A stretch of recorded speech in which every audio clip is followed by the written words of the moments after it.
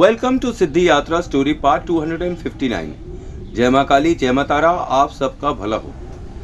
आज सिद्धि यात्रा स्टोरी 259 के एपिसोड को स्टार्ट करने के पहले मैं आपको एक चीज़ बोलना चाहूँगा कि प्लीज़ चैनल को लाइक, शेयर, सब्सक्राइब कर दिया करिए और कमेंट कर दिया करिए और हाइप ज़रूर कर दिया करिए। इससे चैनल को काफ़ी मदद मिलेगी और लोगों तक पहुँचने में। ठीक है, तो विदाउट वेस्टिंग एनी टाइम हम लोग आते हैं एपिसोड 259 जो कि यक्षिणी साधना के ऊपर है। तो जैसा कि आपने देखा कि मैंने 3 मंत्र दिए हुए हैं रति प्रिय यक्षिणी माता के, और एक और कुबेर का मंत्र दिया हुआ है जो कि सिद्ध करना होगा या फिर उनकी चैंटिंग करनी होगी जब तक कि ठीक ठाक से अच्छे से सिद्ध ना हो जाए बिफोर डूइंग यक्षिणी साधना। तो यक्षिणी साधना के पहले सबसे पहले एक भैरव साधना होगी जिसमें भोले बाबा की भी पूजा हो सकती है या फिर भैरव की पूजा होगी, और दूसरी साधना कुबेर की होगी, और कुबेर के बाद यक्षिणी साधना होगी। इन दोनों के बाद ही यक्षिणी साधना संभव है।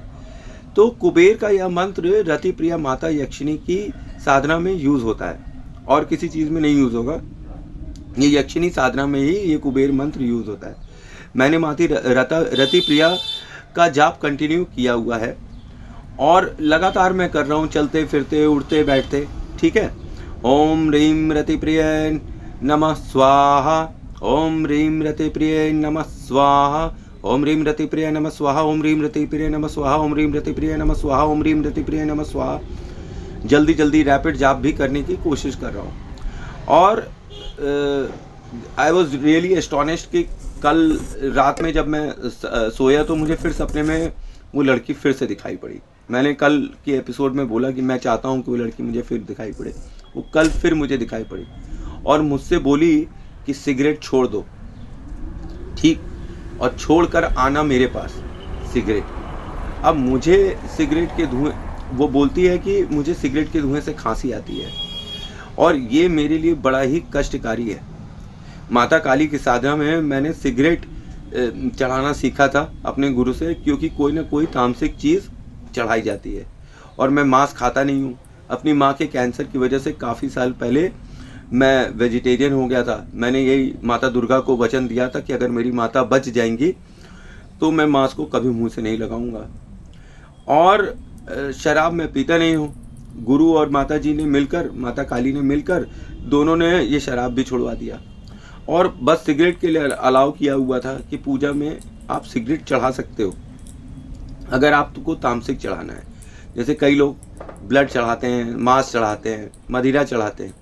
कोई ना कोई एक तामसिक चीज़ माता काली की पूजा में चढ़ती ज़रूर है। अब कई बीड़ी भी चढ़ाते हैं गांव में और कई सिगरेट भी चढ़ाते हैं। अब ये लड़की कहती है मेरे सपने में कि सिगरेट छोड़ दो फिर ही पूजा करो, सिगरेट छोड़ दो और फिर पूजा करो, मुंह से सिगरेट की बदबू नहीं होनी चाहिए। मेरे लिए बहुत ही कठिन है। यहाँ तक कि आर्मी में भी जब मैं था तब भी ये सिगरेट नहीं छूट पाई थी। वहाँ भी मैं सिगरेट चोरी छुपे पी ही लेता था। आज सुबह से अपने आप सिगरेट पीना ख़त्म सा हो गया है और सरप्राइजिंगली बहुत ही कम हो गया है। मैं आपको बताऊँ, मैं काफ़ी ज़्यादा स्मोक करता हूँ और आज मैंने स्मोक नहीं करा तो लोगों ने मुझे टोक दिया। अभी जस्ट अभी जब मैं वीडियो बना रहा हूँ तो मुझे लोग टोक रहे हैं कि आज आप सिगरेट नहीं पी रहे हैं। अब मैं उन्हें कैसे बताऊं कि मुझे कहीं से आदेश मिल रहा है कि सिगरेट नहीं पीना है। और ओम ह्रीं रति प्रिय नमः स्वाहा, ओम ह्रीं रति प्रिय नमः स्वाहा, ओम ह्रीं रति प्रिय नमः स्वाहा चलते फिरते बोल रहा हूँ। अब यहाँ मैं आपको बता दूं कि आप कहेंगे कि भैया आपने जो मंत्र बताए हैं उसके अंदर अलग अलग वर्ड्स लगे हुए हैं, जैसे एक में क्लीम लगा हुआ है, एक में हुम फट स्वाहा लगा हुआ है मंत्र में, तो इसका क्या मतलब हुआ? तो हुम फट स्वाहा का मतलब कि तुरंत प्रकट हो, क्लीम मतलब कि माता काली की तरफ से, और जो मैं बोल रहा हूँ ह्रीं रति प्रिय नमः स्वाहा, वो ह्रीं जो है वो माया का जागरण करने के लिए होता है। ये सरस्वती माता की शक्ति होती है। तो ये साधना जितना करता चाहता हूँ उतना ही शरीर पर ध्यान जाता है। जैसे पहले साधना करता था तो शरीर गलता था, भोजन नहीं करते थे, पीछे हट जाते थे भोजन से कि फालतू में भोजन करेंगे, ये होगा वो होगा। अब यहाँ पर खाना खाने की और प्रॉपर भोजन करने की इच्छा जागृत हो रही है और शरीर की तरफ ध्यान दे रहा हूँ तो जो शरीर दुर्बल हो गया है उसको पावरफुल करने, वापस से सही करने की इच्छा जग रही है। मेरे गुरु ने महादेव और सती माता की और पार्वती माता की एक कहानी सुनाई हुई थी, यही यक्षिणियों के विषय में, कि इनकी उत्पत्ति कैसे हुई थी। तो हुआ क्या कि जब सती माता ने देह त्याग दी, ठीक है, जैसे कि आप सब जानते हैं, तो शंकर भगवान बहुत क्रोधित हुए और फिर वो इधर उधर लेके माता सती को घूमते रहे और उनके पार्ट्स गिरते रहे और शक्तिपीठ बन गई। उसके पश्चात जब विष्णु भगवान ने अलग अलग टुकड़े कर दिए माता सती के शरीर को, तो महादेव वापस कैलाश पे पहुंचे और घोर तपस्या में लीन हो गए। जब घोर तपस्या में लीन हो गए तो संसार का पालन करने के लिए वो कभी प्रकट ही नहीं हो रहे थे। वो इतना ज़्यादा दुखी हो गए थे अपनी वाइफ के जाने के बाद। और इधर माता पार्वती जो है, जो सती का ही दूसरा जन्म थी, वो लगातार महादेव की पूजा कर रही थी, उनको अपने पति देव के रूप में प्राप्त करने के लिए। और यहाँ पे महादेव थे कि वो अपनी आँख खोल ही नहीं रहे थे। तो देवताओं ने कामदेव और रति को इस काम पर लगा दिया। अब कामदेव जो थे गॉड ऑफ लव है और रति जो है वो गॉडेस ऑफ लव है। अब देखिए, अब मैं कौन सी यक्षिणी की पूजा कर रहा हूँ, रति प्रिया, मतलब माता रति को जो सबसे प्रिय है उस यक्षिणी की पूजा हम लोग करने जा रहे हैं, या मैं करने जा रहा हूँ। अगर आप कर रहे हैं साथ में तो अच्छी बात है, आपको भी अच्छा फल मिलेगा। तो कामदेव ने यहाँ पे बाण चलाया और महादेव की तपस्या खंडित हो गई और गुस्से में उन्होंने अपना तीसरा आँख खोला और कामदेव को भस्म कर दिया। ठीक, तो रति माता ने हाथ पैर जोड़कर भैया कामदेव को वापस रिस्टोर करवाया। इधर जब महादेव की आंखें खुली तो उन्होंने माता पार्वती को एक टक देखा। तो जब माता को एक टक महादेव ने देखा तो वो आंखें जो थी वो ये कामदेव के बाण, मोहन बाण की वजह से वासनात्मक हो गई, उसमें वासना थी। तो वो जब माता पार्वती को उस नज़रों से, उस आँखों से जब महादेव ने देखा तो माता के माथे पर 2 पसीने की बूंदें आ गई और वो ज़मीन पे गिर गई। और यही जो 2 बूंदें थीं उनमें से एक यक्षिणी बनी और दूसरा यक्ष। तो ये माता की ही शक्ति है, यक्ष और यक्षिणियाँ माता पार्वती की शक्ति जो उनके पसीने से बनी हुई हैं जब उन्हें महादेव ने देखा था। तो दूसरी कथा ये भी है कि ब्रह्मा जी जो होते हैं उनके 2 बच्चे होते हैं, यक्ष और राक्षस। तो वो बोलते हैं कि जल की रक्षा कौन करेगा, तो जल की रक्षा राक्षस ने कहा कि मैं करूँगा। तो वो जल की रक्षा करने लगा और यक्ष से पूछा कि तुम क्या करोगे, तो उन्होंने बोला कि मैं जल की पूजा करूँगा। इस तरह से यक्ष और राक्षस दोनों भाई भाई थे और उनकी उत्पत्ति हुई ब्रह्मा जी से। और क्यों उत्पत्ति हुई, जल की रक्षा करना और जल की पूजा करने के लिए। जब तक साधना नहीं स्टार्ट होती है, मैं यक्षिणी स्पेशली माता रति प्रिया के विषय में रिसर्च करता जा रहा हूँ। मैंने अपने सपने में उस लड़की के बारे में पूछा कि उस लड़के के बारे में पूछा जो कि मैंने आपको कुछ दिन पहले बताया था कि मसानी क्रिया का अनुभव। तो उसमें वो लड़का मेरे आसपास घूम रहा था जो आजकल कल से नहीं दिखाई पड़ रहा है। तो मैंने पूछा उस लड़के के बारे में कि वो जो जला हुआ लड़का मेरे पास आ रहा था और वो पेशाब की बदबू लेकर आ रहा हुआ था, उस लड़के का क्या हुआ। उसने जवाब दिया कि मेरे रहते वो फिर नहीं आएगा। मैंने गीता बहन के बारे में भी पूछा तो बोली मैं आ जाऊंगी तो उसकी भी रक्षा करूंगी। मैंने अलीशा बेटी के बारे में भी पूछा, वो बोली उसे 2 महीने लड़ने दो, उसके पास तो ऑलरेडी एक योगिनी माता है जो सब अच्छा करेंगी।